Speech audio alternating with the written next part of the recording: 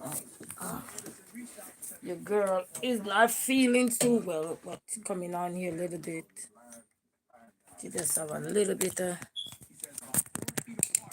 a chit chat for a quick moment. Let me put it in my ring right here. So, okay, I don't know what was that for.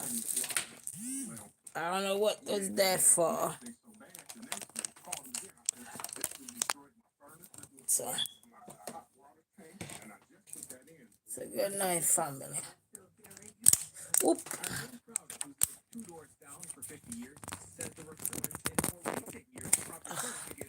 I'm trying to put this thing here on my ring lights.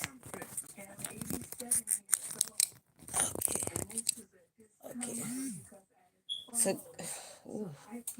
Good night, family. I'm not doing anything. I don't know why when I'm trying to give my videos a title, it will not allow me to give my videos a title, even when I'm trying. I don't know. You know, and then that's gonna cause me have to go watch all the videos back in order for me to create a title. You see what I'm saying? Such is life. Every time I be trying, it's just like that's a hurdle I have to carry. So good night, family. How you guys are doing?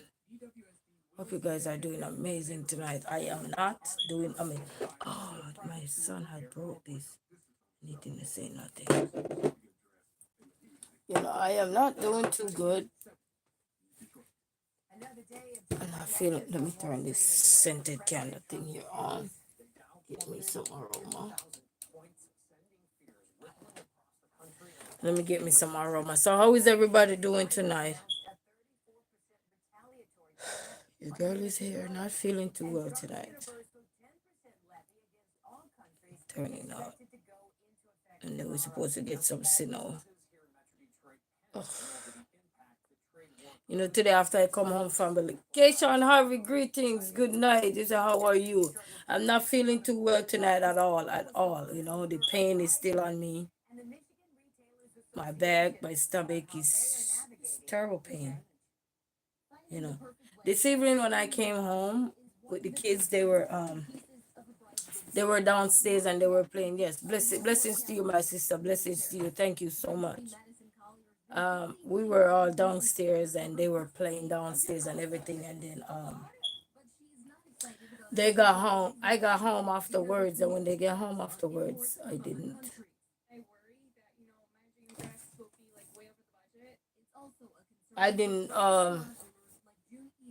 I came upstairs and said I'm going to cook, and guys, when I came upstairs, I was still in so much pain. I literally, what did I give them to eat? I even forgot what I gave them. When you're in pain, you don't think clearly. And I gave them something to eat, and I remember after giving it to them, I went straight to my bed. I literally lay on the floor right here, right around this area, and went straight to my bed.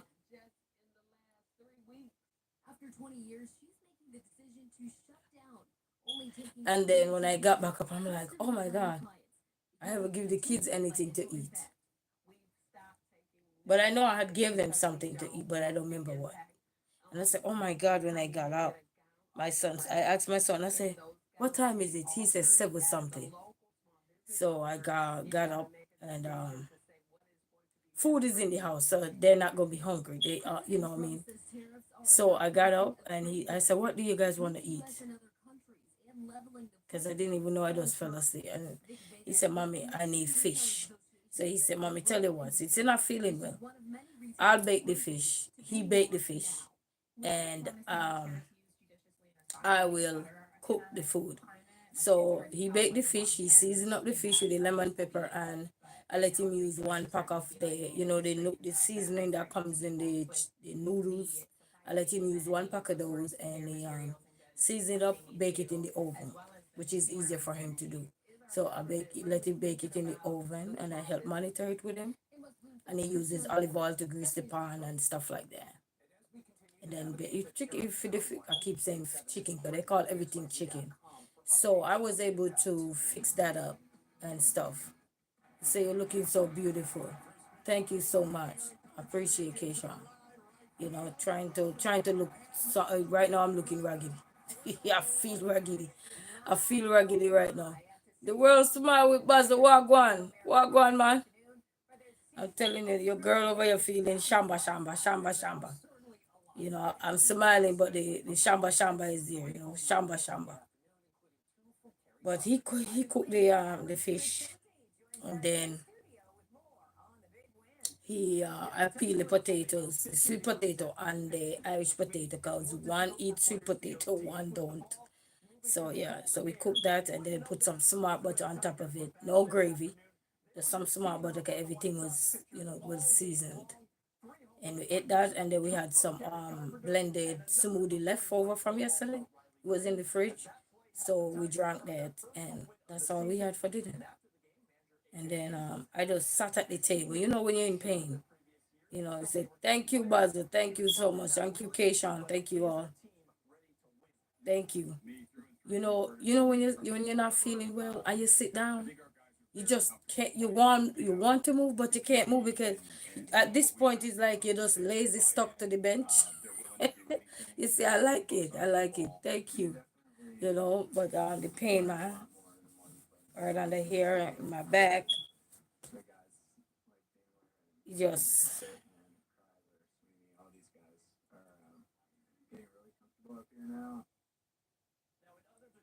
and then it make me sleep. You know. So yes, those pains. I call them old pain because they're so old. They need to retire. Yeah.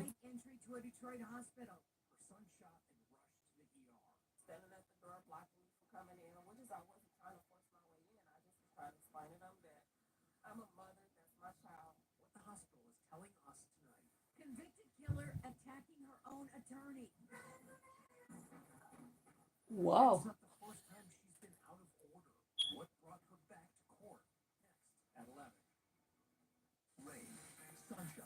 Oh, I guess I'll settle with my pain.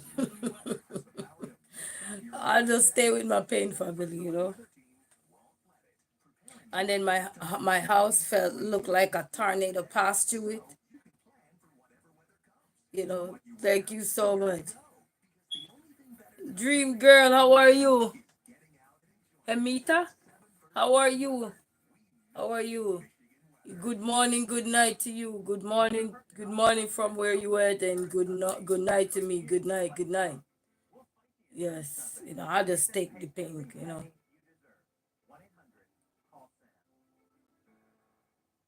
I thought when they said you have children, certain pain would go away. Nah, it get worse. No, no way. It's worse. Terrible, terrible, terrible pain. Not everybody go through. I do. Just, and then after a few days, then I would be fine. But it just,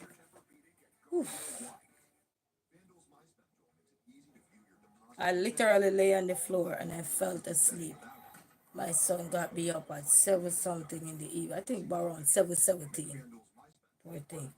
You see, that's why I always try to have food in my house, family, because when you're a one-man band and you live alone by yourself, anything can happen. You could be out here going on, and then something just happened major, and then it's just you and your children, and you have to, whether you're a male or female, the role, it doesn't matter, interchangeable. Even if you're a male and you have your children, same thing. Anything can happen. You can still come home, and out of the blue you're just not feeling well. And even if you're not single and with just your children alone, you could be home, you could just come home from work same way or wherever you're coming from. And because mind you, sickness is never having a warning label that, oh, you're gonna sick, so be aware. There is no warning label with sickness. You know what I mean? Yes, yes, Baza. Yes, you know what I mean. So you could be coming home and everything, and anything can happen. And if you have children in the house, I say it's always good to have enough food in the house. I mean enough food.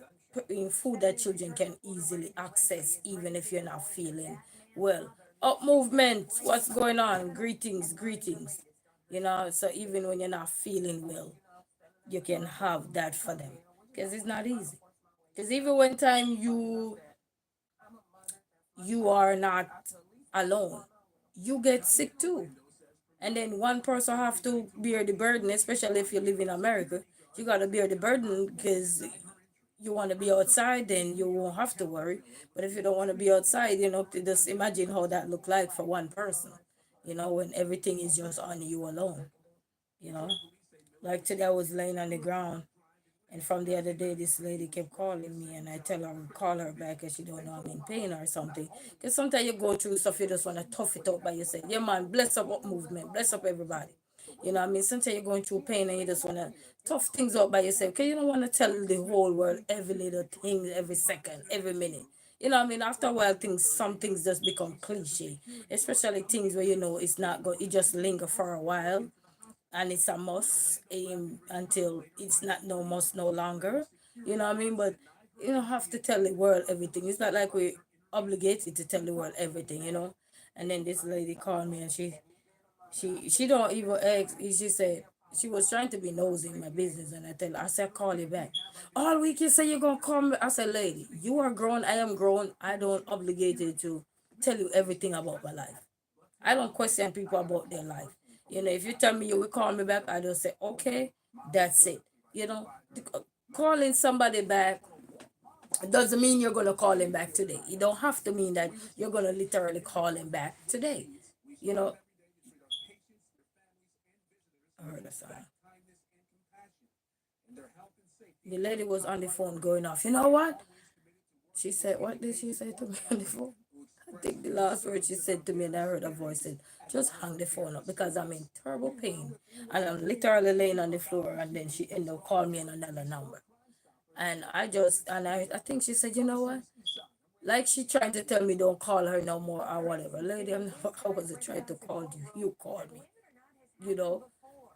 Because if I tell you I will call you back. So when somebody tell you they will call you back, you don't know what they're going through. So don't just sit there and just assume that because somebody tell me they call you back, you're just gonna sit there with a phone in your hand and say, oh, resilient queen says she gonna call me back. So let me sit and wait. That's a job you won't get. You're not gonna get that job. Cause you sit and wait. No, you gotta move on to something else until that person reach back out to you and stuff. People nowadays they don't know how to give people space. I respect people's space. They just want to be up in your space and they don't care if you have one finger, two finger, no hands, no foot. They just want to know everything. I don't deal with those kind of stuff. I chat alone for years and I will chat alone for years. And for people not to have no respect for people boundaries, it just distasteful, disheartening. If I tell you I will call you back, you could think in your mind, say, probably she not feeling well, something going on. Let me give her time so whenever time she feel well, she call. Everybody go through their pains, their stress, their problem differently. And pain is something that when I am in pain, the last thing I want to do, I just want to see the floor. I love to lay down on the floor. I just want to see the floor, and that's where I get my comfort. You know what I mean? Anybody know if you're in pain or anything you're in, and you just have that day, you just have your shutdown moment where you just want to be shut down. It's not like you want to distance yourself from anything or anybody. But not even your own kids. Even my kids give me time. When I'm not feeling well, they say, Mommy, remember you're not feeling well. you know, and they do what they gotta do. And let me and they're only 3 and 6, and if they can understand and grown folks that's supposed to be grown and have an adult mind, having a kid's mind, it make you wonder sometimes the kind of, and that's why sometimes it's better when you try alone. You know what I mean? You try water by yourself alone, so that way people don't have to be rude. Because I notice a lot of people being rude. They don't know how to give you space. When you tell them, oh, you haven't called me in a while, blah, blah. Give people space. They will come around when they need to. You know, get people go through stuff every day. I have an elderly church brother. And when he don't want the company around him, he will say, "Oh, no girls allowed," or something. Just in a nice way to say he just want his space. You know what I mean? You respect people's space. You respect people's boundaries. We all have boundaries. We all have space in need. You don't need people 24/7. And they want to know every little detail. So what happened? So what this? They don't even at this point. They don't even care that you were single and you're alone with your kids. They don't even say, "How is the kids doing? Do you need we to bring you anything for the kids? Do the kids need anything? Did the kids eat?" Or they not care about that. They just care about knowing what is it. I don't have to go into details to tell you what is going on with me. I'm a grown woman. I've been paying my bills, standing up on my own 2 feet and trying to do the best I can. I don't owe you anything. I don't have to tell you anything. You know what I mean? So we need to respect people's boundaries. And then she just said, I just heard a voice. I just hang the phone up, and I just hang the phone up because when you reach a certain point in your life, there's no need for you to let people come into your space and just rent space in there when you yourself trying to rent space in your own self. No, no. If they can't understand, exit. Entrance and exit, you know. Because sometimes you're trying not to be rude to people. For me, I try not to rude to people. Very much so. Doesn't mean I can't rude. Because once you're rude to me, I can rude to you, and my words are hurtful. And I try not to because, as a grown person, you don't want to live that way. Because when I was younger, I didn't have to be rude to nobody. I just go about my daily life, do what I gotta do. But when you become adults, some people just think that they obligated to know the song say every step you take, every move you make, they be watching it, they feel like they must know. Even the other day, I was somewhere and then somebody saw me working on my car. I was working on my car because the dipstick for the oil was broken. So I said, if I can't get it out, it's gonna cost me money to fix it. So I remember I got one of those Mentos gum, DIY.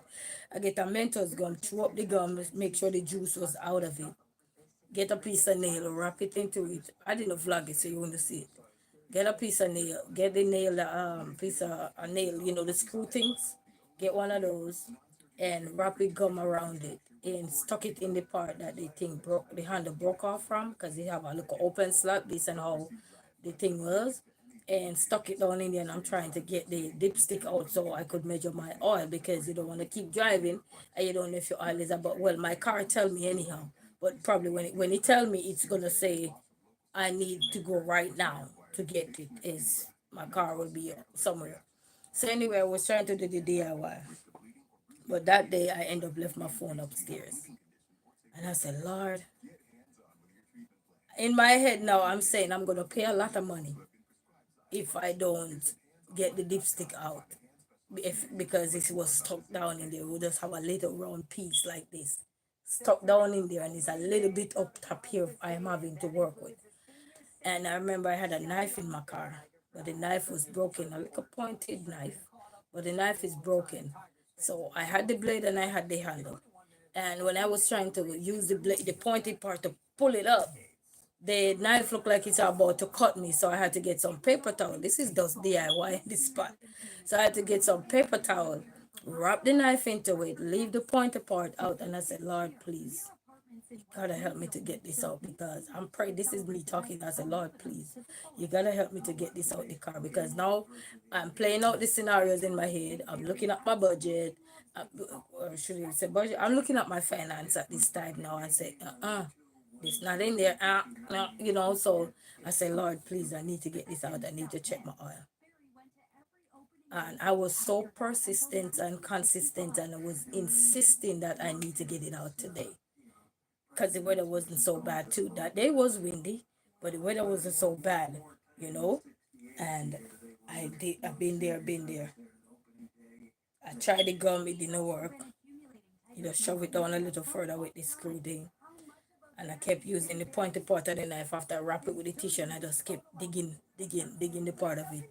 And then I dig it out, and once I dig it out, I was able to get it out. But it took me a little while, and I had to put some force, and I go, so I had to do that. Like, I had to literally muscle, cause anybody know if your dipstick broke and it's stuck down into that little tiny hole, it's hard to come out. But with persistence, being persistent, you will get it on. And I got it out, and then I had I had bought my son one of these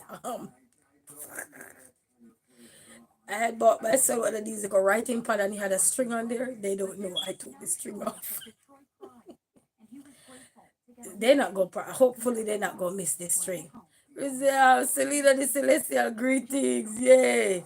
Greetings, Selena. How are you? How is everyone?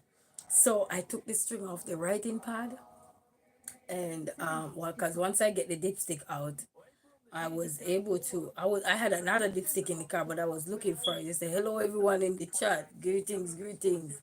Thank you so much. Thank you. And I took the string, and then I had this piece of where is I got this piece, like a binding wire. I got this little piece of wire, but it was short. It was too short. It wasn't enough because I was gonna try to make a handle. So when you make the handle, then you'd have like a circle like this. Then you could have pull it when you pull in the dipstick. So it was too short. So I took the string off my kid's writing pad, wrap that piece of metal thing around the dipstick, put the string in the piece of the metal binding wire that I got, tight like this so that the string would come up like this and the piece of binding wire would be wrapping from around. So now that's how the DIY of it is in the car right now. It's better that way because anybody know car, when the dips is stuck down, they can be a hell of a thing, especially if it gone too far and they can't get it out. It can be a task. Anybody know that? And then some people probably, as a female, most time you can get ripped off sometimes depending. Some people is generous enough, but not everybody generous in this world. So probably would not cost your arm and a leg to take it out, but you never know. You never can tell until you're in the situation. So right now it's currently on a DIY with the kids' strings and that little piece of binding wire there. But I hope the kids don't miss the string. I hope the kids don't miss the string. And then I got some masks in the car. So one of them tablet string that I took off her. So I get the mask, tear the string off the mask and use it to tie the other piece of the string that is on the tablet. When I mean tablet, one of those little writing pad tablet there. So, you know. And you'll be surprised to know how DIY come on spot. When you're in situations, the resources that is around you, which is you will look at these things. And that's why sometimes I see little strings around me. I don't try to throw them away, family. I don't know. Because you never know where you're gonna be, and you're gonna be in a place where there's no way to get these things readily fixed right there and then quick and fast. And you're gonna need some DIY things. So I would suggest even when you go to the store, when you buy some slippers, or so they have some of those stretchy string that you can stretch, or so store them, if you can. Keep them in a little container, so because they really come in handy when you really need them, because sometimes you could need stuff and you're not where the stuff is at. You're not home, or I live upstairs, so I was in the house, I was downstairs, so I had to improvise with what was in the car. So little strings and stuff like that. Even when you buy shoes, some of them come with the strings when they attach to the shoes. Keep some of those little things, because those little DIY things sometimes they come in real handy until you can to get to the place where you need to get to fix whatever you need to fix, or until your budget is correct where you can outline things. So greetings, family, in the pain, hanging on. My dad is hanging on as well. I talked to him today. He was in some pain, but we're all hanging on in there. Got my son some work done, spent some time. He cooked with me today, so that was nice. And that's the beauty of teaching your children how to cook. Start them early. If ever one good thing you start them with of how to learn to cook is one good thing, like fish. Fish is for them, or so make they bake it in the oven. You know what I mean? Teach them how to use the oven, not the stove top at a young age, but like the oven, you could teach them how to use the oven. If your oven have a number. Because then if you're not feeling well, my son come and he said, Mommy, what number should I turn this? I said 350. because they have the numbers like that, and then it's stove my stovetop have numbers. So if you're one of those parents and you have children and sometimes you might not feel well, start teaching them to cook at least two meal that you know that things will be okay with, because anything can happen in this world and you don't want the kids to suffer because you're suffering there. When you're sick, you don't really feel hungry, but the kids are going to be hungry. Because even today, the little one come and he said, Mommy, I need my bottle. I say, your bottle. I made one and put it in the fridge. And he said, Mommy, I need, because he drink his cereal from the bottle, which I love because he don't drink it no other way. So I'm grateful for that because at least he's still getting his rice cereal. He like the rice cereal and it, with his milk. Yeah. So he pointed at me and he said, You forgot to make my bottle. And I said, Who are you talking to? When you're in pain, you're in pain. But when somebody says something to you, they don't sit well with you like, Who are you talking to? And he said, Mommy, I'm sorry. I love you. And I said, Your bottle is there. Go take it and warm it. No, you get up and go get it. I'm like, Okay. Cynthia Blackwell, blessings, everyone. Blessings. How are you, Cynthia Blackwell? How are you? But this all pain shall pass. But it just daunting sometimes because I was told that well, let's say it could be a possibility that I will have to go through this no more because of the step that I had take. But it's a long day. How are you? I'm here. I'm here in little pain. My pain of my pain. But I'm all right so far. How are you doing? You know. So family, if you have young children, please to teach them at least to cook one meal. Teach them how to probably steam liquor rice, make some noodles, simple little stuff. Get one big cup, and the big cup is the amount of water you let them put in the pot. And you tell them if you have a stove with numbers, so they can learn the numbers. You teach them how to use the stove, just in case of any little thing. Because, and it doesn't mean you have to live alone to teach your children how to do something. At least one dish, I would encourage everybody with children. You monitor them until they master the art of doing it, you know. So you can have a day filled, even though you might be in pain, you're not feeling well. You don't have to be in pain. It could be anything. You just had that down day, or you're stressed out about other things and things not going right. Just have one good meal that you can teach your kids to maneuver, and you all can enjoy the meal together. Make sure you teach them that. Because if I didn't teach my son that, he wouldn't be able to say, Mommy, let me go cook the fish or do that, quick and fast. So start them with the over though. Start them with the over, you know. And if you over have a timer, you teach them how to I don't even think, do my over have a timer? I didn't even notice if you have a timer. But if you over have a timer, you make sure you know the amount of time it would take to cook something that you're cooking. If you're one of those over with a timer on there, so you could time your children and tell them, okay, when you hear that bing sound, then that means it's done. Or you could check it to make sure it's done. If you don't have a timer clock on your oven, but at least teach your children to cook something at least around the age of 5. That's when I started to teach him. 5 going to 6, I started to teach him about handling the stove, you know. So now he know how to do that. Because you never know when you're going to feel, you never know when something going to happen. Because as I said, sickness don't come with something and say, hey, tomorrow you're going to be sick, so gather your stuff together. No, sickness is not like that. You prepare for a job because you have to go to the job. Sickness don't come like that. It come unexpected. Anything, the unforeseen things, they come unexpected.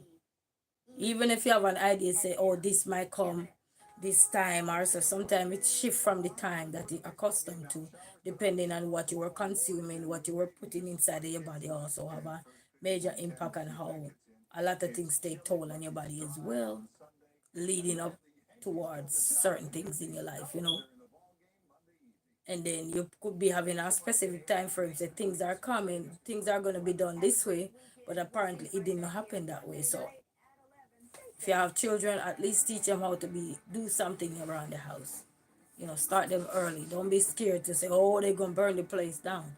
If you're scared like that, then probably you need to go get yourself checked, because you can't raise scared children. We're in a world now where gotta teach them to do something, because anything can be happening. You can come home and out of the blues, you're so drained because, especially if you have a long day at work, you're so drained and tired, and you could left work and say, oh, I'm gonna do this and I'm gonna do that, and as soon as you enter through the door and you catch yourself on the side of your couch or wherever you catch yourself around the table, you might, maybe that's it for you. You fall asleep. As I said, I came home and said I was gonna do some stuff. I lay right where I'm sitting right now, move the chair back because they have a big space now. Move the chair back, get me a pillow and a blanket, and that's where I was, right on the floor. And I never got got till 7 something, And I say, as soon as I got up, first thing I'm like, oh my God, the kids, you know. But I make sure food is in the house, fruits. They have banana, they have something in the house to help them out. I know it's not gonna be easy for everybody to have that weird or something, but when you can, make sure you have some food in the house. Look at milk, make sure milk is, if your kids drink milk, make sure milk is always there. Look at cereal is a must, always, if your kids eat that. Just until you can get around to feel much better. You know, we survive, they will survive too. But make sure you teach a bigger one how to do something. Same way we want them to go out there and be lawyers, doctors, whatever you want them to be. I don't we have to guide them and prepare them. So it's same thing with home, you know. So we have to guide them and prepare them. The world smart, but as I said, the kids today are resilient, quick learners. Yes, they're very much so. I agree. Yes, you just have to nurture them. When they get on your nerves, you gotta show them your nerves rock too. You know, when they get on your good side, you gotta show them that your good side good too. I mean, you have to give them a little bit of everything. In my household, I give them a little bit of everything so they can understand. Because I told them the world that we're living in, then you're not gonna go out there and see love every day. You're not. All these things we're looking for that is just one-sided. That's not how the world runs. The world don't run one-sided. The world is not just all about, oh, I'm feeling happy, I'm feeling excited. The world run on feeling not so wonderful too. Like this week coming, we're supposed to have some cinema. Like, can it just go away? You know, Can it just go away? Can it just give me a break? Now, it's like you get over one thing, then another thing. You have the rainy weather, then here come flood. Sometimes we quarrel over this, because it make the road slippery, hard to drive, you can't see, and all of that. And then that phase is over, but then comes the rain, the tornadoes. So who have tornadoes wherever they are, then it's more destructive than even the cold. Because even if you're in a house and you're cold and there is no heat, the possibility of you freezing to death is, I don't even know what to say. I don't, because I don't have the facts. But it's like you run from one thing and you complain about one thing, and then another thing comes, another thing happens. The old pain, that was not expected, unexpected pains, so. But I'm happy my kids are understanding. Like today, earlier today, I was just sitting at the table, and my son was doing his work, and I was sitting at the table to ensure he get his work done. So I went on my phone and I was watching this YouTuber, and she recently had a baby, and she she was in the hospital because of the complications she developed within her breast. And I was remembering my time after having my first child, how one of my breasts was so swollen and everything, and it was so painful. Mine didn't get to that point though, and it was so painful and hurt. You know, one of them I couldn't breastfeed from. It was so painful because my big son is full blown breastfed baby right up till he was, I think, 2, so he stopped breastfeed. You know, and it was just so painful, and just so watch her go through those stuff today, and she was just showing how they poke a hole in her breast and all these things, and it wasn't disgusting to me. It was just the honestly love, good night, good night, how are you, good night. It wasn't the fact that did they poke a hole in her breast and stuff. They drip. They said they found a cyst or something, a few of them in her breast. Why it was able, and then she said when she was pumping, she was getting the milk out, but it was more coming out like a blood form or anything. And I was just so zoned in because I had pain when I had my first baby, which is my big son, and I couldn't breastfeed on one of my breasts. But just to see her go through that, mine may stop right there because God know who to give his worries to. Because he know who will be able to take the challenge on. He know who was going to be there for each other and everything through your storms. He give us nothing that we can't bear. So I'm around the table and I start to sob. I didn't realize. You said good night. I am good. Good night. Okay, I'm doing good. Just in a little pain, but I'm all right. So I was literally there and I didn't realize my son was doing his work over the other side, like sit over this side from me. Yeah. So I'm watching. She wasn't crying or anything, but just to see everything that she was going through, the procedures, and she was showing the hole and all the things. So I'm there sobbing, looking at a video, sobbing, literally sobbing. Long tears dropping down my eyes and running down my face, but my eyes. And I heard my son say to me, Mama, why are you crying? Now I'm out this phase. Sometimes you zone in. You ever watch a movie, you just zone into the movie? It's like everybody around you blacked out. That's how I was. And he said, Mama, why are you crying? And I paused the video and I was having a discussion with him. And I was telling him something about what happened with me when he was younger and everything. And he said, Mommy, that's why you're crying for the girl? He said, that's why you're crying for the girl?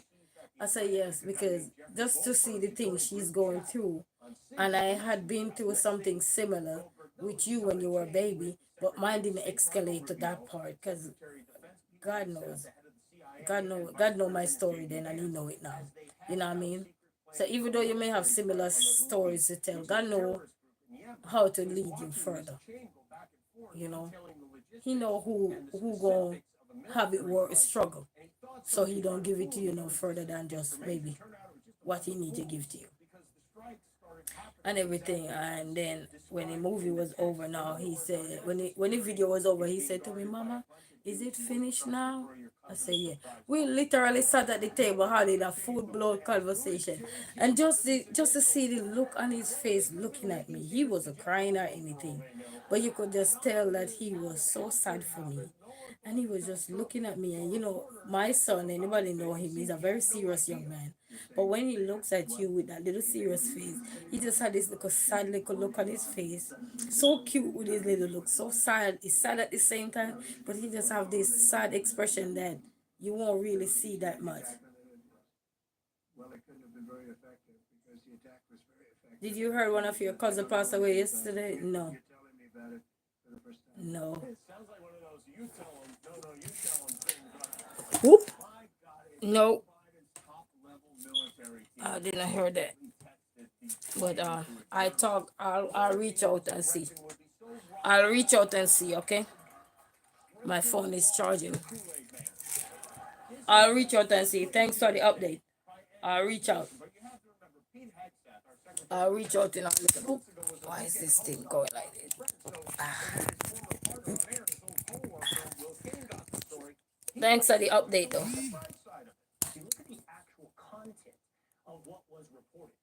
Okay. Okay.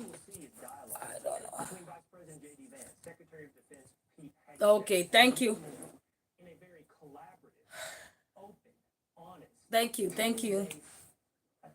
Yeah, so it just sad, you know. But just to see the look on your face, you know, your kids will teach you so much, you know. And even if you don't have children, your niece, your nephews, your cousins that you love so much and you've been around them for so long, they teaches you too. You know, they teach you stuff about yourself and a lot, you know. We have to embrace a lot of stuff, you know. And as mothers, and that's why we have to embrace mothers out there. Okay, I will talk about the rest of it. I will reach out. I will reach out in a few. Thank you for the update. I will reach out in a few with anything else. Okay. Appreciate. Yeah. So such is life, family, you know, and that's why we have to respect all mothers out there because I'm telling you, sometimes you know we're hoping for having the great bundle that we want, and then it come with its own issues. It come with its own hurdles, unexpected hurdles. But the greatest part of life is when we have support system. You know, when we have support system. When you don't have that, that's when you really have a different perspective on life. You are more bitter towards life. Can make you become more angry, self-centered. You know, life does become different when you deal with everything on your own. You know, you perceive life different as opposed to when you have support. When you have support, then you have different views to help navigate you. You know, help navigate you. It's like a GPS. You have a GPS can take you here and there. You know what I mean? But when you don't have that and it's just you alone, you know, you'll be shocked to know that some people say, then where is the other half or where is the other this? Sometimes it's not about where's the other half is, you know. Some people don't care about life, you know. Some people create life and they don't even care about it. So to ask those questions sometimes it don't even make no sense.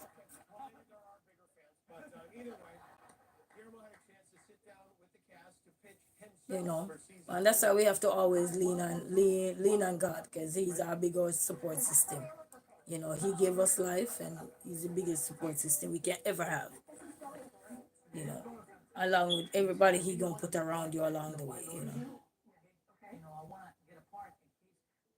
but I know God put two little soldiers around me. That's all I know. Two little soldiers, and I tell you, two little soldiers. I always want boys. Every time I get pregnant, I said boy.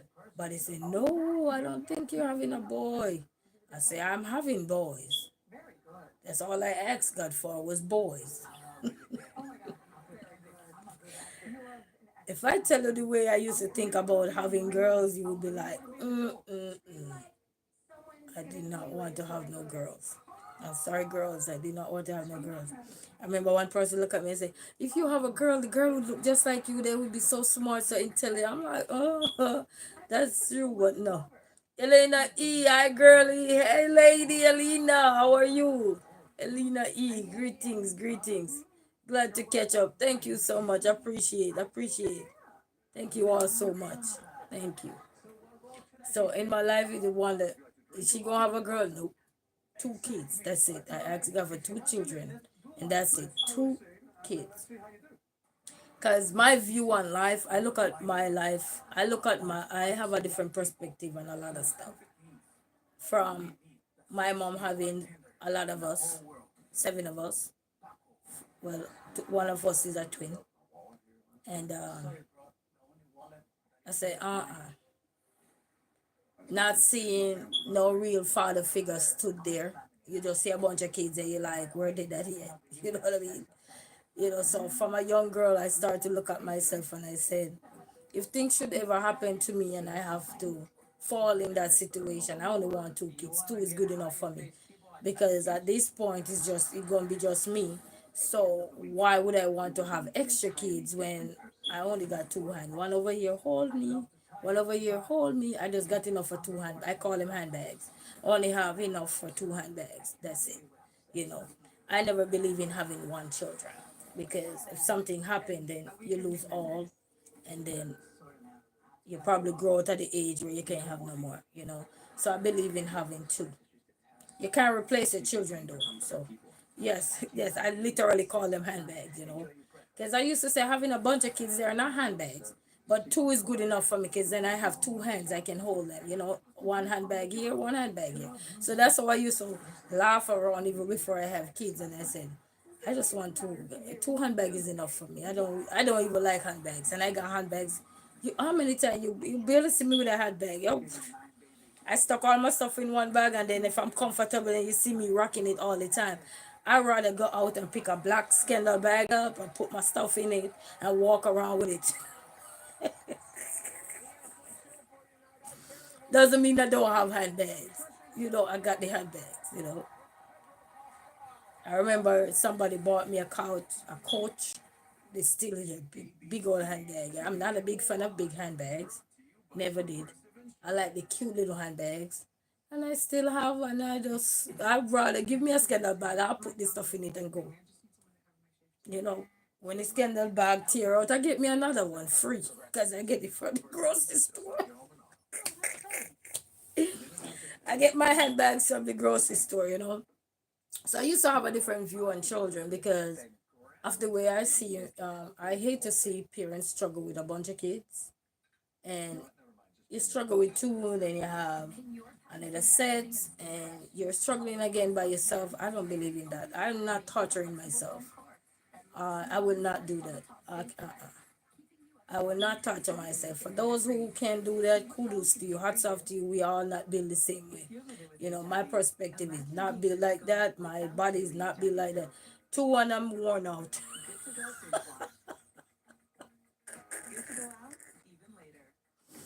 I'm already worn out with my two handbags. You know what I mean?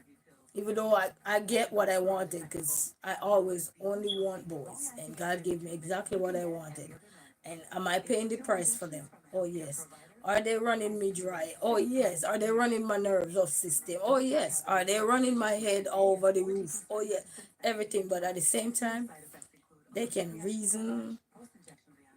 They I don't know, they so young now, so just seeing them now reasoning, they say I have two handbags too and they are heaven.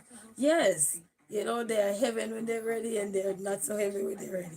Like last night, that song that I created because the big one irritated me yesterday, tearing up everything, tossing the things and everything. And I was saying that, these kids drive you up like inflation. They drive you up. Inflation go up, the kids drive you up there too. These kids act like inflation. You hear me? Yeah, when inflation go down, everything go down. When inflation go up, they go up too. They get on your nerves, but they're beautiful. Since night I was there bonding with them, they showing me how they painting. Cause I'm in pain, and one of the best time to catch me is when I'm in pain. I will sit there and I listen to them because I'm in so much pain. So to take your mind off anything, take my mind off anything, I just literally sit there and I just look out of space and they're there and they're talking. They say, Mama, and the little one nowadays, when he think I'm not listening, he say, Mama, you hear me? It's a beautiful and they grow up so fast. Yes, thank God for that because salvation is salvation. That's the beautiful part of that. You see kids nowadays and you're like, and the baby just born the other day. Uh-huh. What? Walking, talking, going to school, running around. I'm like, but no more. Just two handbags. I got two handbags. They're good enough. I just tell them, your boys, I need all my grandbabies. God spare my life, I will keep all my grandbabies. I want to be that grandmother to take care of all my grandbabies. You know, their wife, their girlfriend, whatever, they gotta go to school, go back, work, because education is a must. Go get a good education. Whether you use it or not, still have something. You know, whether you use it or not, it's good to have it. You ain't gonna blow away, you know what I mean? When everything gone, you still have your qualification. It ain't gonna vanish, yes. Yes, the pain is gonna go away. You know those monster pain. Those monster pain that come and it tear me up like a tornado. I used to tell my friends when I was in school, I used to say, you know what? There's this one thing that hit you so hard and you cannot punch it in the face. What is that for females? What is that? If you go through pain, there's this one thing, no matter how bad you are, no matter how much of a bully you are in life, there's this one irritating thing that irritates you every time you get a chance to. And it's like a monthly paycheck, yeah? It's a monthly revenge on the female body. And it's one thing you can never beat up. What is that? You could never beat it up, no matter how you try. You could take all the things in the world. You're going to still feel the wrath of it. Even if you're not looking at it, you're going to still feel the wrath. Because they're going to treat you like a silent treatment. Yeah? Like carbon monoxide, silently. You know? It's one thing. You say, yes, I am thankful to have it, but oh my goodness, yes, you're just walking up red hills and you're I call it red hills. I'm like seriously, I call it my friend. One thing that will whoop you so hard, no matter how much, oh, I'm so outspoken, I'm so intelligent. That thing will make you look at your mama like, oh. And then you have a time, it just make you so cry. It make you so cleany. It make you so irritable. It make you so lovey. It's just bipolar. Bipolar friend, it's a bipolar friend. Yes. And you can never hit him back. Never. No matter how you try. And you can take painkillers and you get rid of it for a few hours and it comes right back. He said it makes me want to eat the whole house. Yes. Yes. Yes. You have time where it just make you eat. And then you have times where it comes so silent. You don't even know it's there. It just come. Embarrassing. And then you suffer for the next 2-3 days. You're literally sick. You can't move. Your joints are failing. It's like at this time you look like a flat tire about to wobbly. When the tire is about to come off your car, you just hear that sound. Blah, blah, blah, blah. That's how your knees, you know. And then at this point you look like you're 7 months pregnant. You're about to give birth. Everybody looking at you, are you pregnant? And you're like, what? You didn't get the memo?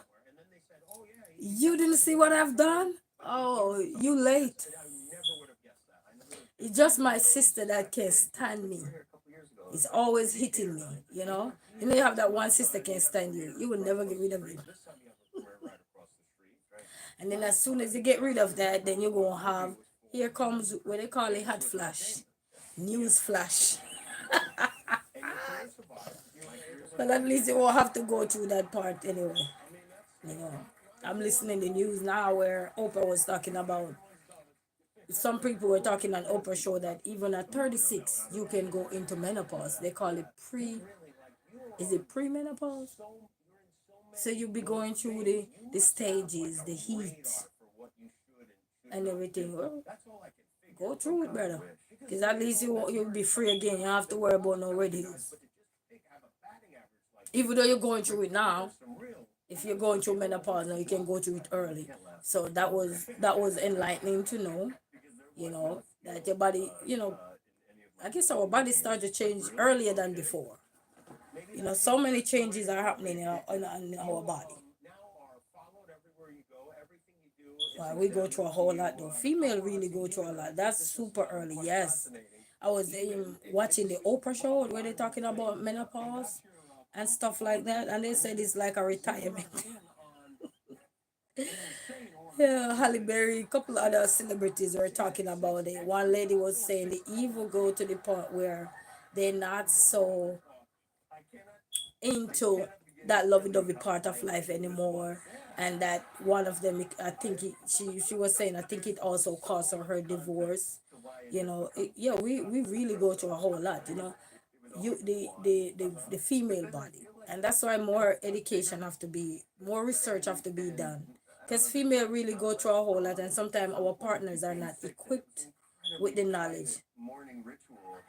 All right, you have a blessed night. Thank you for the update. I will reach out. Okay. Our body go through so much. Our body is a cycle. So when one thing flushed out, then there is something else coming in stages. Our body go through the different stages. You know. So yes.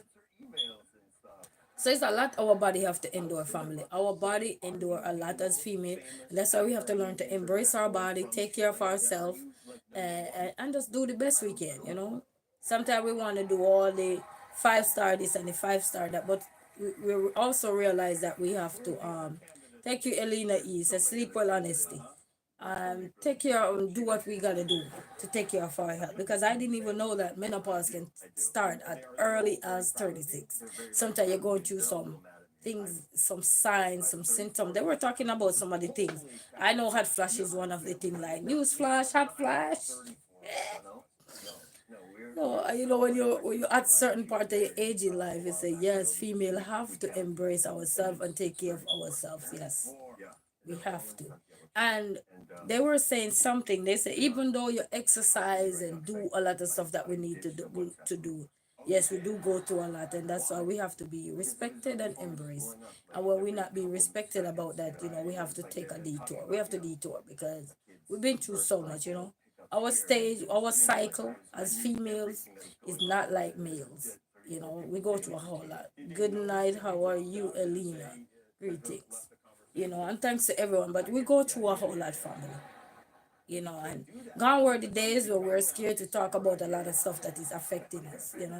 And even with these red hills, you have children in the house and you're about to take their head off. And if you know, you know. When everything is okay and nothing is there or anything, you're good. You, your family, everybody is good.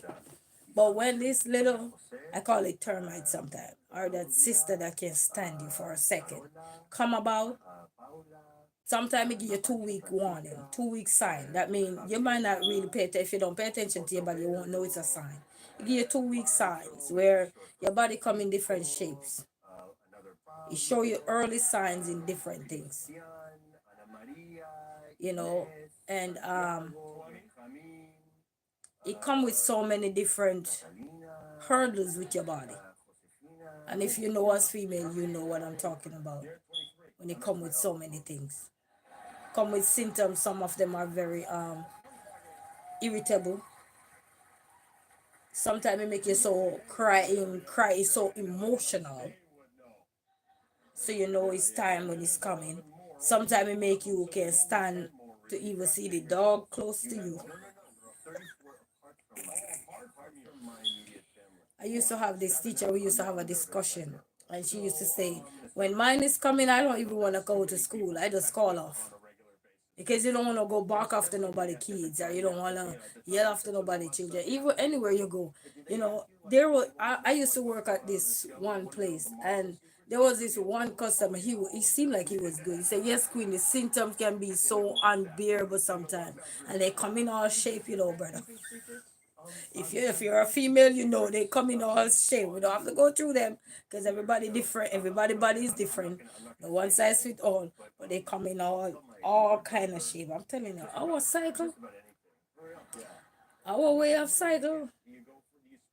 And there was this one customer. He always say, "I bet this girl is on her," and you try to hold it down, and they're like, okay, I got it. I understand. And sometimes, if it's a male, you have some male who understand a female body, because it's like they study their partner.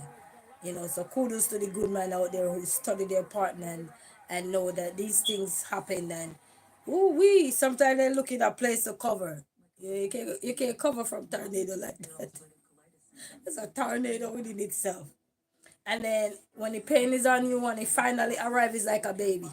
And if the baby finally here, everybody is happy for that moment until another phase coming. The aftermath, I during it you feel so, I don't know, you won't know what to say. You say, I always know when my sister is starting. She gets super annoyed with everyone. Yes, what? Open the door, exit. You take off everybody's head, and guess what? I don't know if that's a force to push it down quicker, especially if it's lingering. Ooh wee. And then by maybe after you just blow up, the next 2 minutes or so, or maybe next half an hour, you felt like you say, what is sounding like a river or a stream? And you make a quick run, and when you make that quick run and you go check and you say, oh wee, this is not stainless steel. This is stain. You need to get it under control quick as you go have a stream up in here. Yes, I'm telling you, just love it there sometimes. Cause if you don't make joke at the pain that you're going through, because female, we ain't gonna go through stuff that is not natural, because it's a way to tell us that okay, we're in tune, we're intact, and it's a cycle that helps to cleanse our body and refresh our body and everything.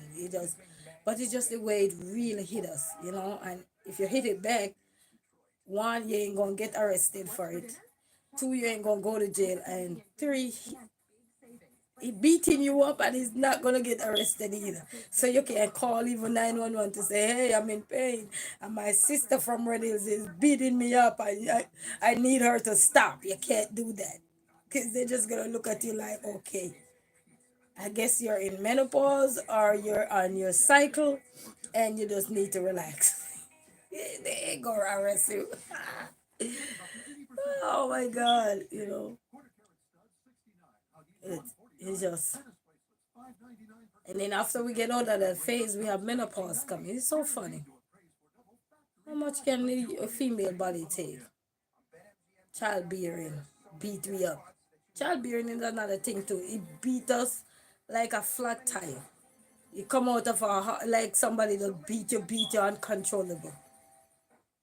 Just the things we go through. Some people don't go through that. So everybody body ain't built the same way. Don't get me wrong. And then sometime I was listening to this, I think it was this podcast. And I love to hear when the celebrities out there and they're sharing their journey of motherhood, and they're saying that one lady said when she found out she was pregnant, I think she was on set or something, and it really take a toll on her mental health. Okay, mental health is real. Sometimes we need a bundle of joy. Oh yes, we love to have a bundle of joy, but then just the things it comes with. For me, I was never happy with one of my pregnancy. When I mean happy, I know I wanted children, and at one point in my life, I used to say that, just like everybody else who will say, I don't know if I reach this point in my life if I could have kids or so, because they say when you run and you have a lot of muscles, I don't got a lot now, but when you run and you have a lot of muscles as an athlete, it takes longer for you to have children, because your muscles are so tight and firm and all of that. I don't know. They were saying so. I remember once I went to my gynecology in Jamaica. When I was in Jamaica, I went to my gynecology. I'm big now. I can ask questions. You know what I mean? Don't be shy when you go to doctor to ask a question about your body. It's your body. You know. They might not have the right answer for you, but based on their knowledge and understanding of the area in which they're studying and checking you up, they can give you some insight. Whether it's factual or they could say they also heard it, doesn't mean it's true. Because if there's no research to back up the things you are saying, it doesn't mean it's true. It's just a saying. You know what I mean? And I remember I asked the gynecologist. I said, so is there a way to tell if I can have children or whatever, or so you think I would be able to have children? I don't remember what they had said. I think it was yes or something like that. And there it was a lady, and she was saying, I was asking her, I said, is it true that when you're an athlete and you're running and you have so much muscle in you, it takes longer for you to get pregnant? And she said, I think she was saying yes, that can also be a factor. If you're an athlete and you're trying to have children after a while or so, you probably have to wait till your muscles kind of, you know, get back to normalcy or so forth for maybe a year or two. Like you take off for a year or two if you know you're gonna have children, so that, but not for everybody. It don't happen for everybody because you gotta believe that if God wants something to happen to you, it's gonna happen naturally, regardless. And things happen when they least expected. Yeah, yeah. So I was asking her that. So at this point in my life, I was saying to myself, wow, I don't know if I will able to have children because I used to run a lot, lift weights, do a lot of stuff. So I was like, I don't know if I was gonna have children. And when I was younger, I used to tell myself I didn't want a kid. I used to tell myself I didn't want the kids, and then one day I got older, and my mind was just on kids. I'm like, where's my mind on kids? I don't even reach nowhere in life, but my mind is on kids. Why? Because I guess, sometimes in society, and people looking at you, or family members having children, and they start to say, when you gonna have children? You have to reach certain age, and after certain age you can have Down syndrome baby, you can have all kind of baby, you can have baby with no limbs or all, you know which is true because I did science in school. But at the same time, we have to put our lovely Father above in everything we're gonna do, because to me, he's the author and he's the finisher. Doesn't matter how life looks, he's the author and he's the finisher. Have you seen so many people go through the rubble but still survive? Because their spirituality is so firm and grounded, and their number is not yet called. Yeah, God knew you need them. Yes, man. Yes, Elena E. And we just have to be. And that's why I always say, just let things flow naturally. Even if you're out there, you say, oh, I need to get a baby. I need. Don't just. It's like you say, I need to buy the lotto, but you're not buying it. Don't be talking about baby like that. If you say you need to have kids and you're not doing nothing, don't bother talk about it. Because it's like talking, I'm gonna win the lotto, but you don't buy a ticket, you don't got a ticket, you don't stand a chance. But if you try and you stand a chance, keep trying. Take your mind off things, just let it flow. All I would always encourage any female, if you're going to try to have children at a certain point, 'cause everybody time of having children is different.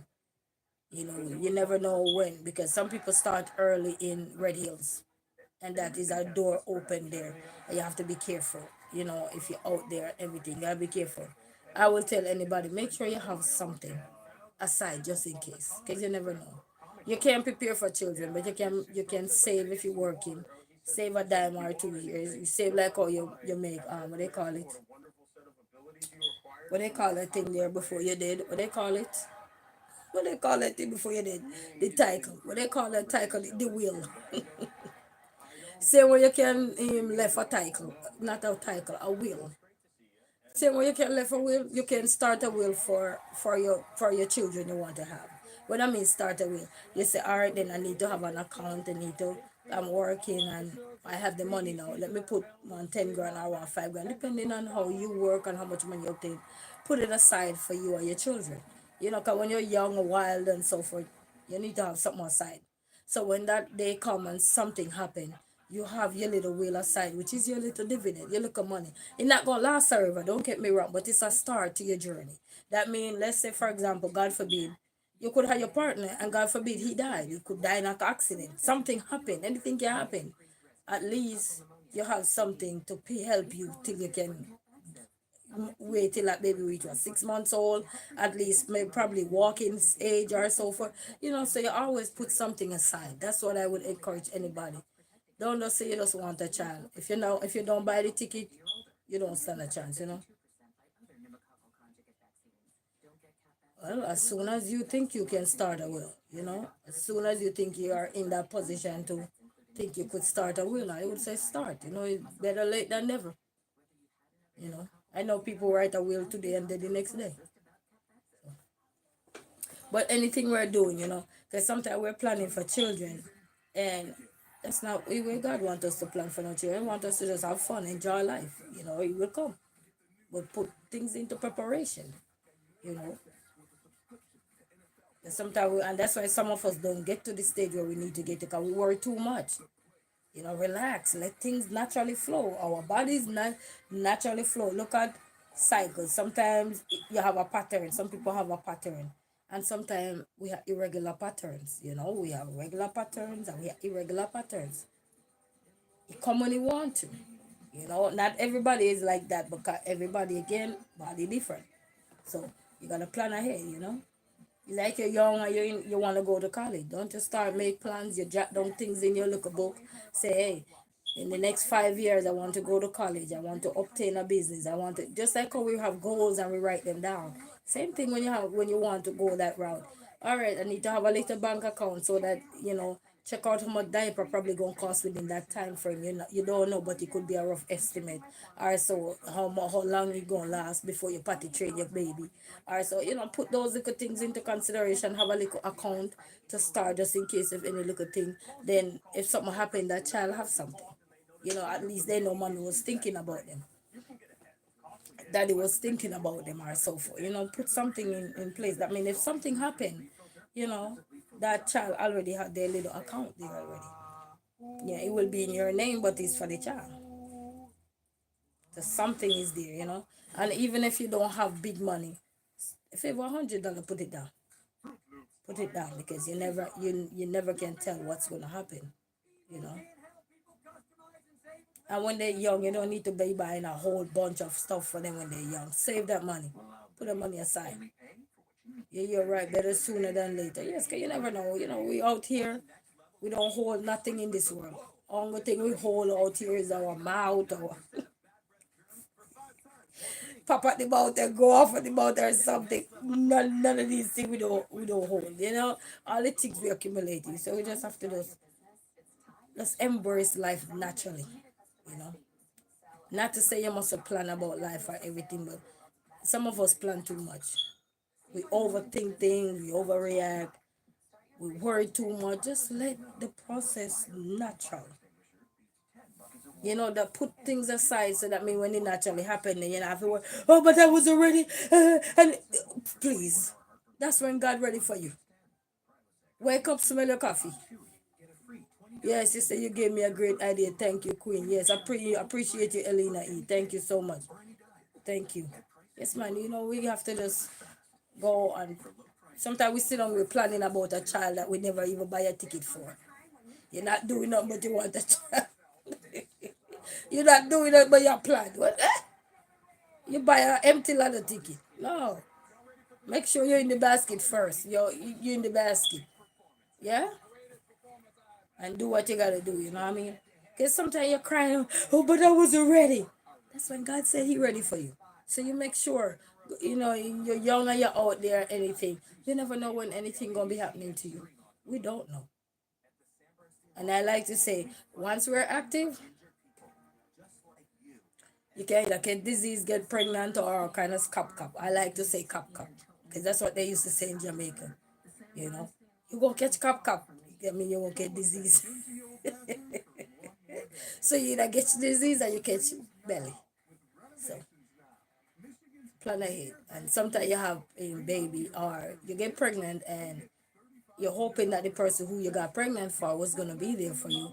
But then when your pregnancy hormones start to kick in or so forth, these people weren't built with no bodyguard shield to be able to shield themselves from your wrath. So sometimes they go away and maybe they will come back 10, 15 years later or don't come back at all. You know what I mean? Move on, and then they walk around with a blank brain, marry somebody else, don't even remember that they have kids. You know what I mean? And so forth. So you have to prepare for those rots as well. What about those rots that's gonna leave you high and dry? Yes, it's really a sad thing. It is sad, but it's what it is. Keisha Navi said, goodbye, my sister. God loves you all. Yes, thank you so much, and blessings to you, Keisha Navi. You have a good night, all right? Thank you for stopping by. So there's so much things that's gonna come in our life that is unexpected, and if we don't try to get a hold of ourselves, those things will get a hold of us. We gotta fight. We gotta fight, as mothers, as fathers, as sisters, as brothers, you know. I remember when I had my first child here and when I got pregnant, I was saying to my sister, I don't got no family here. They're not, I'm just in Michigan by myself. No family, literally. No family in Michigan. It's not like I wouldn't have support system. I just don't got no family. Where am I? I'm alone, lone, lone, lone. And I remember my sister said to me, "You forgot? I don't got no family in the country I'm in too. But you were my family. You talked to me over the phone and you said, Sis, you got this. You're acting like what did I say to her at the time? I didn't have kids then. And our words as aunties and uncles are very powerful when we don't have children. We gotta be careful how we encourage our sisters, our brothers, because sometimes when we get back in those situations too, they're gonna use those same words to help encourage us back, and we're gonna like, did I say that? So we gotta also be mindful of how we encourage our sisters in going through motherhood, our brothers having children with their wife or girlfriend or so, because sometimes those will come back and even like when I never have kids. I used to tell my sister if I heard her getting mad at her kids or so, why you getting mad at my niece? Why you this? Why you that? And she looked at me one day and she said, over the phone, she said, don't worry. When you have children, I'll be the first to remind you. One day I was on the phone with her, she heard me get mad at Jaden. She said, didn't I told you? So yeah, so we were just there busting out laughing and I said, you know what? When you don't have children, you're one of those aunties that will grab your sister, grab your brother. What are you doing? But then when you have kids now, you come to reality and see that all the things you were saying, you understand why. When your kids start to run you like a pancake on the grill, they'll flip you, flip you, flip you, and then you're like, oh my God. They're nice. Your kids are amazing. They're a bundle of joy. But don't think that they're just going to be a full bundle of joy where they only have one side, which is the right side. They're going to have a wrong side too. We have wrong side, we have right side, they're going to have it too. So don't just think that your kids only going to sail and just, oh, yeah, mama. Yeah, dada. Okay, mama. Okay, that they're going to have a say too, especially when they grow up. Even through they cry. I can't stand mama. And then whiny as a baby. You're like, what are they saying? They probably cuss us out in their own language and we say, oh, they're so cute. Baby, probably this man laughing only if you know. A poor baby. Some baby you literally hear they crying is like, when are you gonna feed me? Yeah! Help! Somebody help me! Mommy not feeding me. Just listen to somebody baby cry sometimes, it make you wonder what are they telling the neighborhood. And the baby cries are different. They are so different when they cry. And diaper need to change. When they're hungry, man, they call 911. They just don't have no 1-1 there. They just call the number 9. They block the 1-1 out.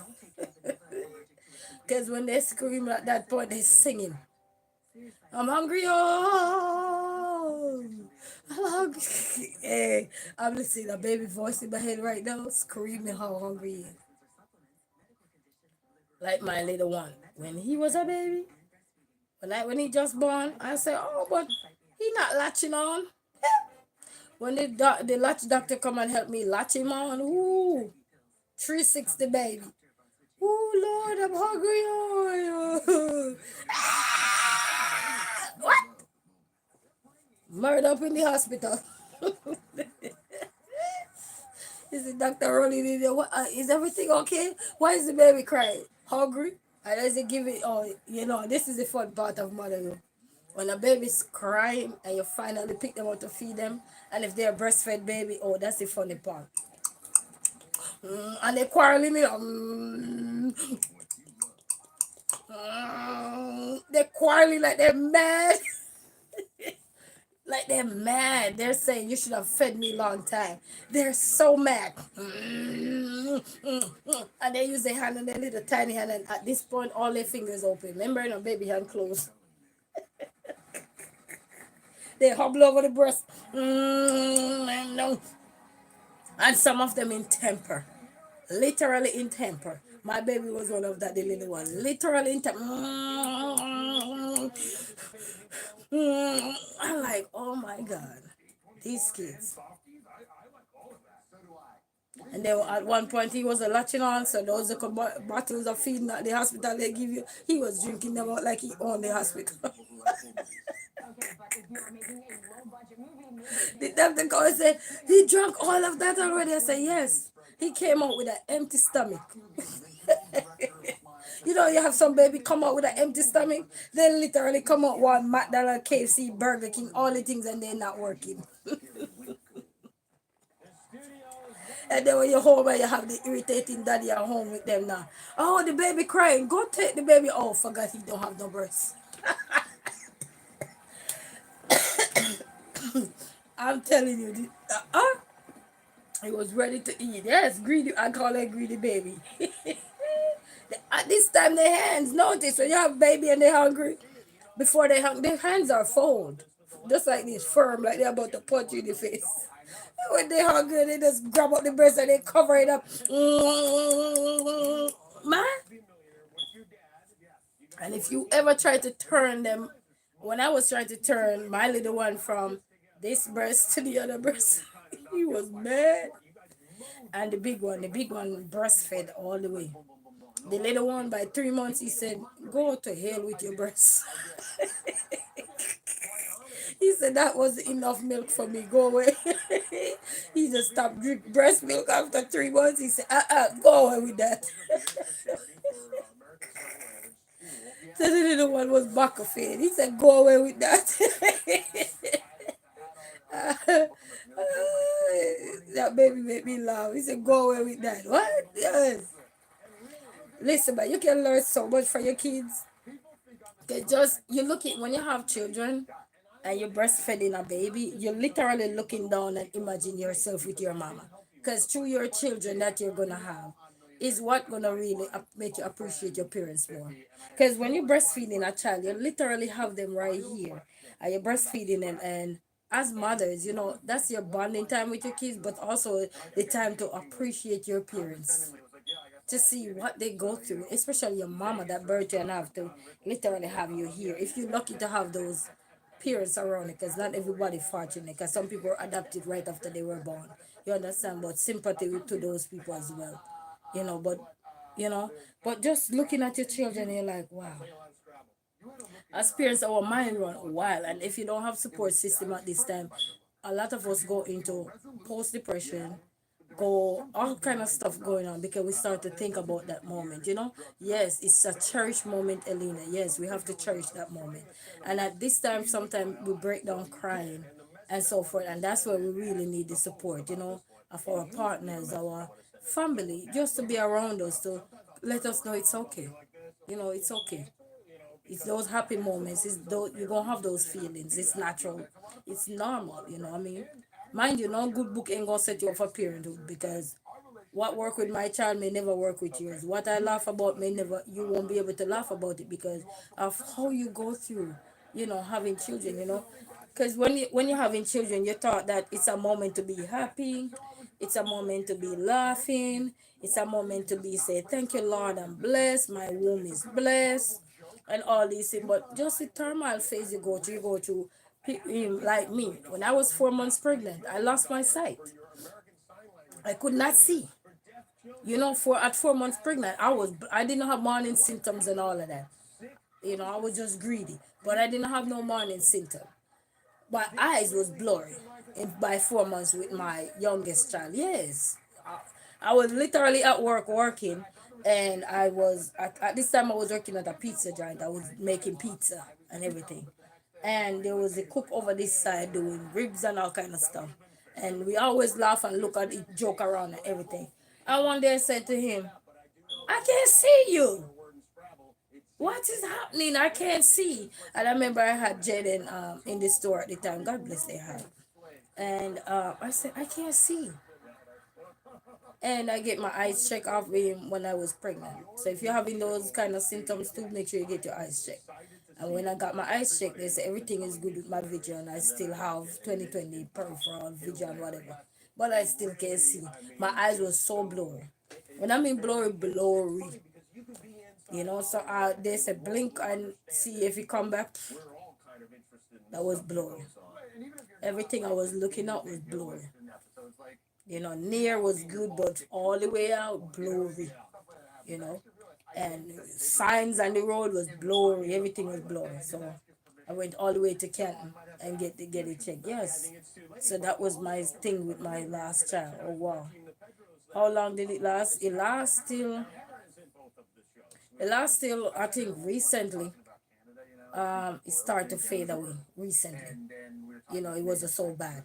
So I wouldn't drive at night because I couldn't see. I drive at night on the street I know, because then you know how to go straight ahead. But I couldn't drive at certain part if I don't know. Yeah, blurry vision, and that's obtained while I was pregnant. And then after I had baby, I go back and get my eye tested, but I didn't go back to that doctor because it was too far and I didn't have a car at the time neither. After I had baby, I didn't have a car then, right there and then. It was blurry and confusion, confusion. I'll be saying something right now. Sometime it happen. I don't know if you've noticed that. I'll be saying something and totally in the middle of it, I forget about what I was saying, and it's gone right to something else. Yes, and memory loss. Okay. And then I had preeclampsia after I had the baby, which is high blood pressure and stuff like that. My blood pressure was so high, they put me in the hospital. Glad your vision is getting better. Yes, yes. I'm telling you, I go through it. Could not see. In front of me, like now, I can see it. But like if I was looking out, I don't know what was that. But the glasses was helping. When I get the glasses and I put it on, I was able to look all the way out to see the signs and stuff. But before I couldn't see. So when you go through pregnancy come with a lot of ups and downs, family. So just brace yourself and make sure you have the right support system around you and everything, because the journey to motherhood, everybody excited. Not everybody excited because of all the things they go through, the morning sickness, the things. Some people get bedridden along their journey going towards us, so you need extra help. So just brace yourself for anything. It could be anything. Just after those, expect the unexpected, eating healthy, drink up your milk, take your prenatals. As soon as you get pregnant, go to the doctor, start take up your vitamin, drink up your beets, drink up, eat up what you need to eat, your good nutrient, and take up your prenatal vitamin. Your prenatal vitamin is good enough. You don't even need have to take any other thing. And stay healthy, drink lots of fluid and stuff, because when you reach a certain point too, you don't want to drink too many fluid either. They say that can drown the baby. Yes, and some have it worse, Selena. Yes, Elena. Yes, some have it worse. So just be careful, be mindful, and take care of yourself. Get adequate rest. Because then I end up have a C-section because I couldn't have him. I wanted to have him naturally, and I couldn't have him. So the first one I had naturally, and he damaged me with his pelvis. Damaged my pelvic bones. So that was I was at high risk when I'm having my second child. So, but for me, God was with me, baby. God was with me. So would I go for a third child? Me? Leave that for the people who don't have no children. Sorry. I heard my son the other day say, "Mommy, we want a sister." Oh, oh. Yeah, I had the first one naturally, and the next two were C-section. Yes, so me? No, God forbid. I'm not mad at anybody who want a bunch of kids, but me, no. I told myself I only want two kids. I go through the rubber with having them. Labor long, like I went away for a long vacation. The other little one I had, my headwater broke at home. The first one, I see the sign. So you gotta know the sign. Sometimes it could be, I don't want to say crystal. Let me just be nice. Crystal clear with maybe a little spot of reddish. Be nice, you know. And that was my spot to say I need to go to the emergency room. And at the time I was home washing some clothes and everything. My partner was at home at the time. So I called, it was working, and I called and it sent him mom. I said, no, no, no, I'm good. And baby was able to wait and everything. I go to the hospital, didn't have the baby till the following day. Big one. And then after I had baby, that's when I was about to get discharged, that's when they told me, did you know that your son damaged your pelvic? I said, no, I did not. And at the time, my partner was raising hell, and then for me, I said, no, no, no, don't need to raise no hell. You don't use all of that. Just leave it alone. So that was also scary when I was having the second one. Very scary because then you don't know what's going to happen to you. If this baby and that my pregnancy was high risk. The second one was high risk because of that. Because they were worried that if I have it naturally, anything could happen. Yes, it was scary because the big one. This is what happened. I was a petite little person. When I mean petite, my hands. Let me show you if you want to know if somebody was skinny. Look right here at mine. You see how small this is? You could still see my bone. You see how small right here my hand is? If all this flesh was to come off, you would know that I was very skinny. So right here would tell you how skinny I was. So gaining weight now you could see I have all these fat in me. I was very skinny. So when I was pregnant with my first child, everybody was saying he gonna be 7 pounds, around 7 pounds.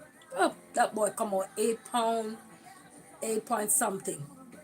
And the little one come out, the little one even way more than him. The little one came out 8 pound, 8.1 ounce, and the big one came out 8 point something. But the little one was just a little bit more bigger than the big one. So two big old baby come out. The other one couldn't even come. Dilated to like 8 centimeters, and that was it for the little one. He did not want, and I begged him, but he did not want to come no. He said, he baby probably said, ew, I ain't coming down there. Ew. So he come the other way by a C-section.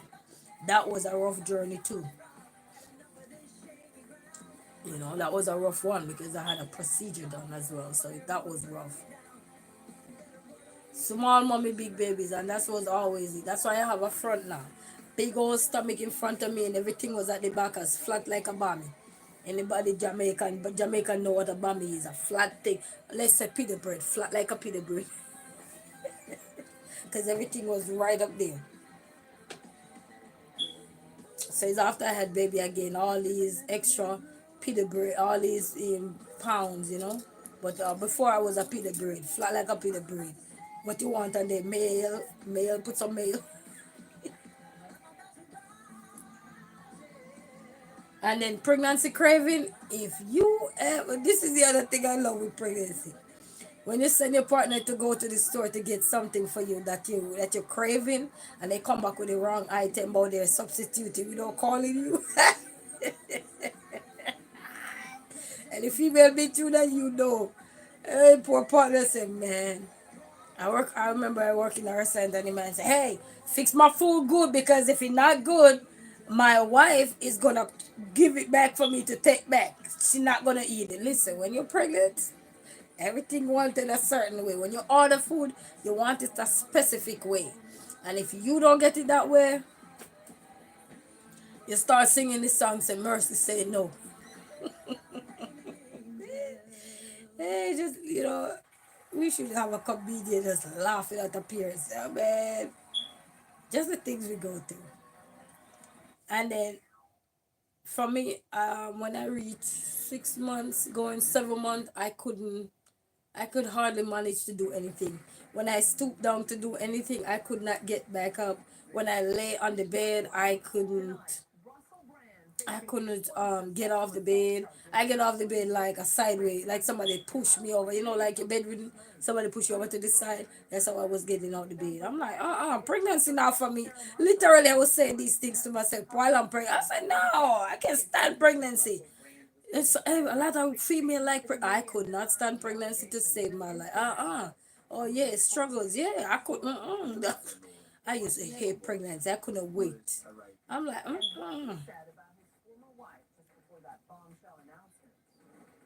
I couldn't stand pregnancy to save my life. You see how some females say they excited to be pregnant me? Nope. After 6 months, nope. fed up. You can't wash your foot. You can barely bend down. Can't get up. That's just my symptoms. Everybody's symptom ain't gonna be like that. Some people are breeze. And then some people carry the baby in their back. So most times when you don't see them with a big belly, because everything is in their back or their waist, you gotta also remember you can't have baby all your babies there. So when you don't have a big stomach at the front, everything is to the side or to the back. You know. So yes, he said, Queen, I'm so glad I caught you and I got to chat with you. I have an assignment due before midnight, so I have to go. But I can catch up with you. Thank you so much, Elena. I appreciate you as always. You know, so manners, love, and respect to you. And thank you for chatting here with me and laughing out here with me and so. Because there's a mothers we know. You know, I just got two handbags and everything, but we love everybody. No matter how much handbag you got, we love everybody. Some people love extra handbag. Or so such is life. You know what I mean? Make fun of your life. Enjoy your life. It's yours. It's your children. They're gonna grow up, they're gonna have their own personality. Just laugh and enjoy the moment. Cause motherhood come with a lot, you know. Because right now I'm by myself and I go through so much, so I had to use my own sense of humor to keep me going, you know, because when the when they say when the dirty get tough, you know, things get rough. So thank you for chatting with me too. Yes, Selena, I appreciate it. Thank you so much. And our handbags. We gotta love our handbags. Which one you have? Couch or Gucci? We can't do that. We can't label them as that. We just have to say handbags. Some expensive handbags. You hear me? They're the most expensive handbags we have. So if you have extra handbags, you're your handbags. Love them, you know. Because when this one won't come through for you or this one not happening for you today, this one go happen for you. You know, one unruly, the other one not unruly. This they all not gonna act up the same time. You know, they all know when to act up. Some act up in the store, doctor office, in the car, yelling and screaming, telling you no when they can talk. No. And I'm like, only if you could wipe your busy. I'm not no diaper baby. My name is Amir. So sweet dreams, Alina E. Thank you guys so much. Thanks to everyone who stopped by and everything. All right, we catch up. All right, so thank you all. Thank you so much. Love and respect. You know, love and respect. I'm still feeling the pain, but chatting and laughing. You know, the pain is not so bad. I'm telling you. But it's life, family. Enjoy your life. You know, enjoy your handbags. Enjoy what God gives to you because, you know, when we look at motherhood, don't bash nobody about their mother because you can't replace it. If you think you can replace motherhood, wait till you become a mama. And everybody who become a mama know that. Or even when your child is on their nerves, on your nerves, you know you can't replace them. You know, even when people lost their children, they can't be replaced. No matter how many kids you have lined up to say, all right, then I have two more kids or whatever, you will never replace the others. You know what I mean? So we have to embrace life, love what God gives to us, treasure what He gives to us. And if you don't have no children and you choose not to have children, that's still fine. You have your niece, you have your cousins, you have people who love you and cherish you same way. You know, just find someone who you can love, care for, your family, your cousins are everything, you know what I mean? Look, I'm chatting and I didn't even know the time gone this late.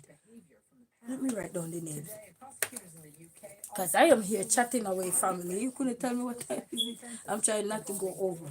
You know, chat so much sometimes. I got the sticker from today from in the car, so when I did the shout out video, I put it right here. But you know, plan ahead, family, and embrace life. You can't plan for children to me. You just have to let. If you don't, this is how I'm gonna put it. If you don't buy a lot of tickets, don't talk about your planning for children, because you're not doing nothing. If you're doing something and you're planning for a lot of tickets, then yeah, you know what I mean. But let the flow, let everything flow naturally. As long as you have a good partner and everything, and just even if you don't have a good partner, you just want a kid, just prepare for life. Prepare for the things that are coming. You know, you can't prepare for children, but you can prepare for anything else. Let go, let God control the process. Just remember, if you don't buy a ticket, you don't stand a chance. So just remember that. Cause we all want kids, but we're not buying no ticket. So how you want children? You're gonna be buying ticket for having a chance to get a chance in the raffle, in the raffle or the draft. Yeah, so you gotta buy the ticket, baby. You know, you gotta buy the ticket. You know. But I only want two kids family, no more. I heard I lost a family member, so I gotta check out and see who is that.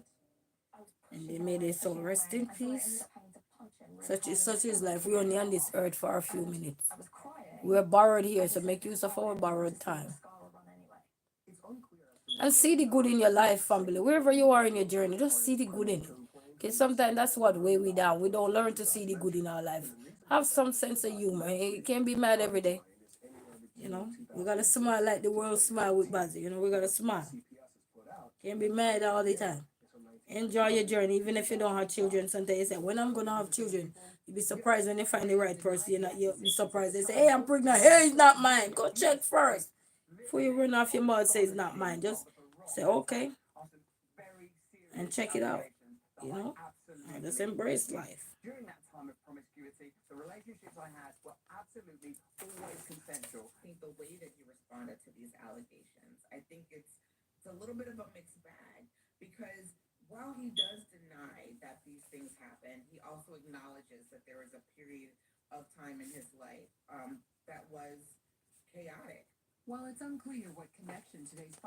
Uh-huh.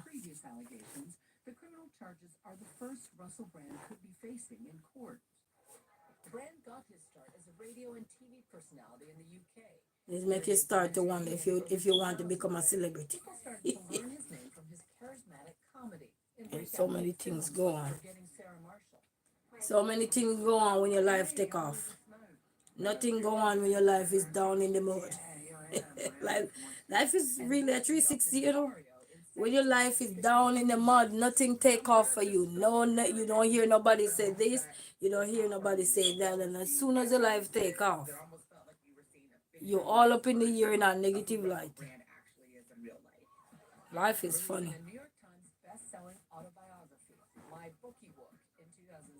Life is funny, family. It's very funny. It is funny, but it's what it is. You gotta live. I'm writing on the names of everybody here. Alright. Alright, so sweet dreams to everyone. So thanks to Alina E. Keshana Harvey, Honesty, Love the World, Smile with Buzzer, Cynthia Blackwell, Selena the Celestial, Up Movement TV, Helata, Dream Girl. I hope I'm saying Hilata or Himlata, Dream Girl. I hope I'm pronouncing the name correct.